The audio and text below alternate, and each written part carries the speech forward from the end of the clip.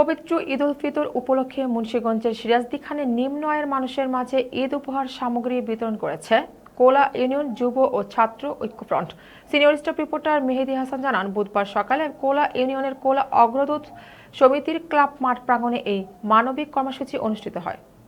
সংগঠনটির পক্ষ থেকে ইউনিয়নের প্রায় 250 জন কর্মহীন ও নিম্ন আয়ের মানুষের মাঝে এই ঈদ উপহার সামগ্রী দেওয়া হয়েছে। দক্ষিণ কোরিয়া প্রবাসী কায়ুম চৌধুরী শুভ ও স্থানীয় যুবকদের বিশেষ উদ্যোগে এবং কোলা ইউনিয়নের প্রবাসীদের সার্বিক সহযোগিতায় এই বিতরণ কার্যক্রম সম্পন্ন করা হয়।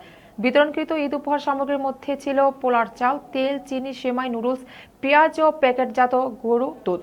এ সময় অনুষ্ঠানে উপস্থিত ছিলেন কোলা ইউনিয়নের প্রবীণ ব্যক্তিত্ব শেখ আবু বকর সিদ্দিক, কোলা অগ্রদূত সমিতির সাধারণ সম্পাদক ও সমাজসেবক হাজি আবু তাহের খান, ছাতিয়াতলী উচ্চ বিদ্যালয়ের অবসরপ্রাপ্ত সিনিয়র শিক্ষক মোহাম্মদ রমজান আলী খান, সমাজসেবক ফরহাদ হোসেন, মোহাম্মদ মামুনুর রশিদ মামুন ও মোহাম্মদ মঞ্জু মোল্লা সহ আরও অনেকেই।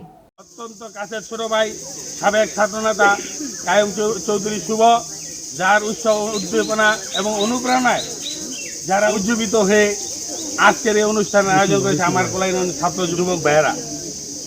আসলে এমন একটি সময় এরকম একটি মহৎ কাজের উদ্যোগ নিয়েছে আমাদের কোলা ইউনিয়নের ছাত্র যুবক পরিষদের যুবক ভাইয়েরা। আজকে আমার কোলা ইউনিয়নের যুবক ভাইয়েরা যে মহৎ উদ্যোগ নিয়েছেন, আমি তাদেরকে আবারও সাধুবাদ জানাই এবং আমি আশা এবং বিশ্বাস রাখি কোলা ইউনিয়ন ছাত্র যুব ঐক্য ফ্রন্ট প্রতিবার যেভাবে অসহায় মানুষের পাশে এগিয়ে যায়, তারা ধারাবাহিকভাবে কাজগুলি এগিয়ে যাবে এবং তাদের প্রত্যেকটি কল্যাণমূলক এবং সেবামূলক যে কাজগুলি আছে সেই কাজের সাথে আমরা ইনশাল্লাহ আমাদের সামর্থ্য অনুযায়ী সর্বসময় আমরা নিয়োজিত থাকব।